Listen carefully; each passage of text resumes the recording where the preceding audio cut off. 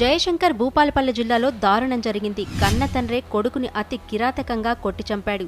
ఓ ఫంక్షన్లో జరిగిన వివాదంలో మాటామాట పెరిగింది. సహనం కోల్పోయిన తండ్రి తన కొడుకుని రోకలి బండితో కొట్టి చంపాడు. ఈ విషాద సంఘటన రేగొండ మండలంలోని రేపాకపల్లె గ్రామంలో చోటు చేసుకుంది. కాసెం ఓదెల అనే వ్యక్తిని తన తండ్రి మొండయ్య రోకలి బండితో తలపై బలంగా కొట్టాడు. రక్తపు మడుగులో పడిన కొడుకు అక్కడికక్కడే మృతి చెందాడు. అయితే 2 రోజుల క్రితం ఇదే గ్రామానికి చెందిన వేరొక కుటుంబ పంచాయతీ విషయంలో తండ్రి కొడుకుల మధ్య తీవ్ర వాగ్వాదం చోటు చేసుకుంది.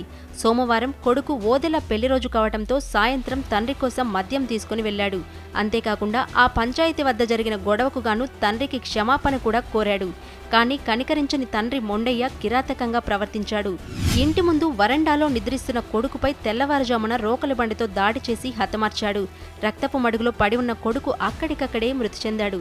సమాచారం అందుకున్న పోలీసులు వెంటనే సంఘటన స్థలానికి చేరుకుని కేసు నమోదు చేసి దర్యాప్తు చేపట్టారు. ప్రస్తుతం తండ్రి మొండయ్య పరారీలో ఉన్నాడు.